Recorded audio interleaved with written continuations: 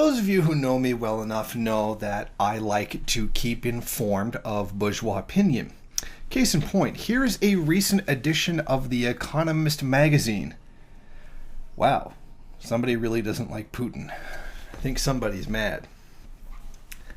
Now, I would expect that to happen. Russia is a competing imperialist power with the power bloc of the United States and the UK. So you can imagine that any kind of power play that Putin makes is going to make them angry because they are competing for spheres of influence, access to resources, markets, etc. But I generally believe that The Economist is a good magazine. Now, of course, it is bourgeois opinion, of course, and this would not be the opinion that we hold. But it's good in that by reading it, you understand what bourgeois opinion is.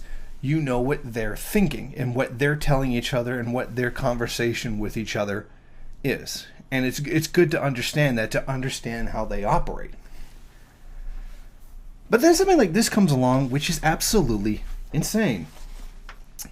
They've got, as you can see, a special edition on Russia and Putinism. Although they're very vague on what exactly Putinism is.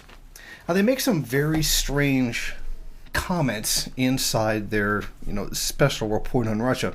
They talk about the original coup that tried to keep the Soviet Union on a socialist path as opposed to the restoration of capitalism, or as they call it here, the restoration of freedom.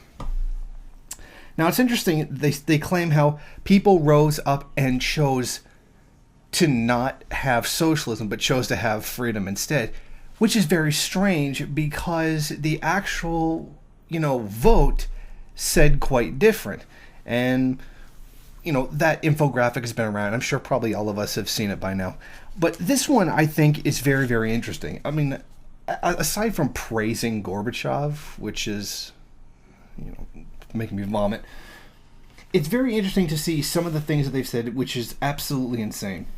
The collapse of the Soviet Union brought a massive change to Russia. The creation of private ownership, of course, launched industries that did not exist before, such as private banks, obviously, restaurants. It's actually claiming that there were no restaurants in the Soviet Union before the end of socialism. Really? Really? I mean, that's blatantly false. Of course there were restaurants in the Soviet Union, and this one just outright says that they didn't exist. I mean, that the notion is absolutely foolish. As it proceeds on more and they begin to speak about Putin himself, they start talking about how he's essentially stolen property and power and how it's great that capitalism is there, but it's not real capitalism according to them, which is really strange. It's kind of like the ANCAP argument where there is a lot of state involvement, so therefore not real capitalism kind of thing. It's really very strange that they call it Putinism. But did they get the freedom that they were asking for? And why is how much of it is Putin's fault? Essentially, they're just making Russia out to be a totalitarian hellhole that Putin, aka Stalin in their eyes, is running like a complete and total dictatorship. Now, I'm not a fan of Putin, and I'm not a fan of the Russia today, but I understand what Russia really is. And Putin's nothing like Stalin. I mean, this is simply ridiculous. There is a free market in Russia. In fact, that's one of the things I would criticize it for. But it's interesting to see that even 25 years after the sabotage of socialism in Russia, that this completely uninformed Cold War mentality continues.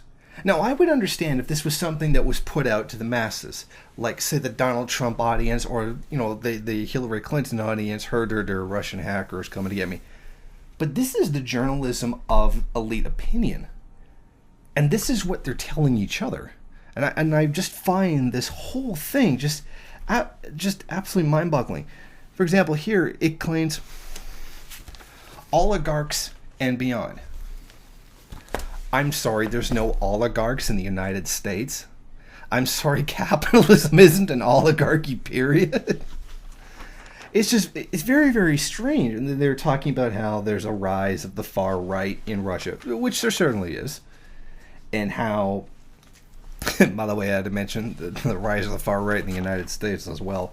It's just very strange how that even when we're so far removed from the actual existence of socialism in Russia, that the same kind of really fraudulent Cold War mentality continues to exist inside the country, and seems to be just as ignorant as it always was. Thank you for watching. If you like this program, then please head over to my Patreon page and set up a monthly donation. It's your donations that keep this program running. Also, if you would like, please rate, comment, subscribe, and share in various social media.